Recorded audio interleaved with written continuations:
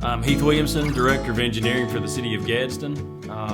Today we want to give you an update on a lot of the infrastructure projects we have going.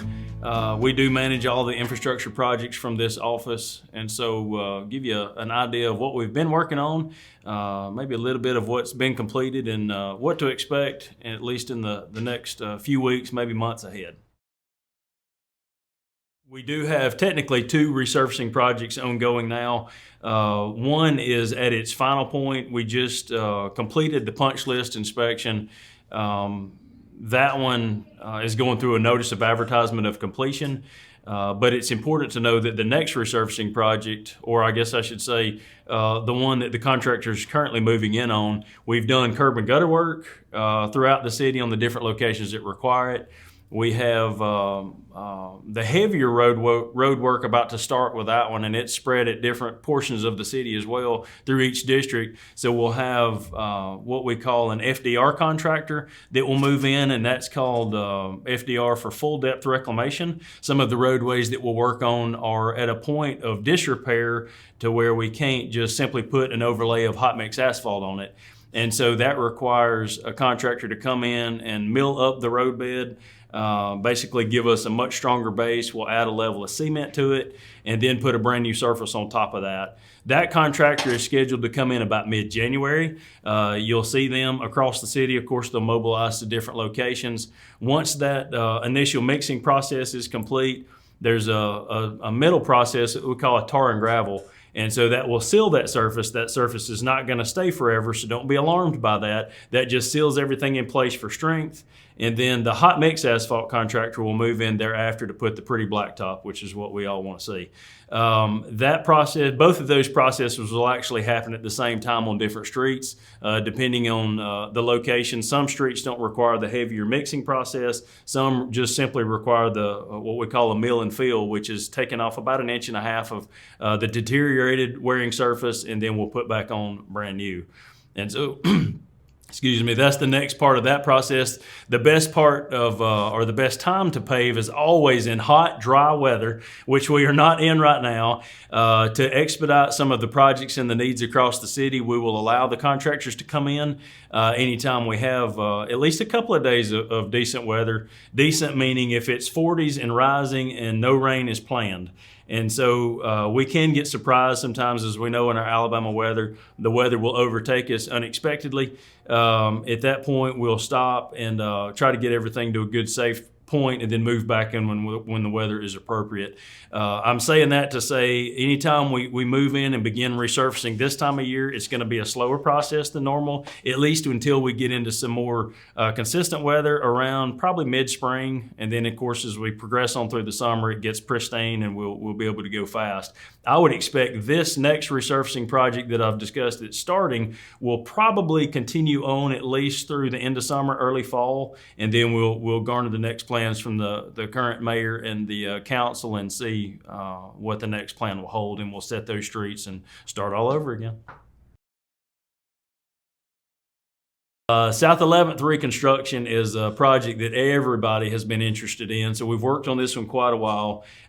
This is a series of projects that we had to break down to a fundable and within fundable sections, meaning we couldn't do the entire thing at once just because of the level of funding that we were working with through the, we call it the MPO, which is the Metropolitan Planning Organization. Long story short, that project has officially begun. That stretches from basically the Black Creek Parkway intersection up to the new bridge over Black Creek. For a while, you've seen work ongoing with the utilities. That work is continuing to go, but has completed enough to the point that the roadway contractor can move in. He plans to move in mainly on the Black Creek side, or the Black Creek Parkway intersection side, and begin the excavations that he'll have to do. So there's some demolition there, and I guess I should say what the next things you should expect is you'll see the utility work continue, but on the south portion of that roadway, the contractor will start taking out sidewalks and curb and gutter where that needs to be removed to prep for new construction. You'll see storm drainage pipe being installed, the storm inlets being installed. Very happy to say the drainage problems on that roadway will be greatly diminished. We have instituted in this design a much improved drainage system that will tie in, of course, with our existing system just north of this site. But all that work will begin once the drainage portions are in place. Large sections of that road bed will literally be rebuilt, so we will excavate it down to the subgrade and then build it all the way back up. So that's a much different process than we see in our normal resurfacing, where we take a little bit of asphalt off and put a little bit back, which is usually about 1.5 inches. This will require a full rebuild, which is probably about 10 to 12 inches of excavation. Then we'll build back with brand new, great material. And so expect that process to continue as the weather goes back and forth for this time of year. They'll do what they can each day, and then as it gets into better weather, the activity will greatly increase. And I would expect this one to continue on, especially through the summer, maybe early fall. If everything goes right, we'll finally get this one to an end point. Yeah, so Oscar Adams roadway, we did complete this one just a little while back before the Christmas break.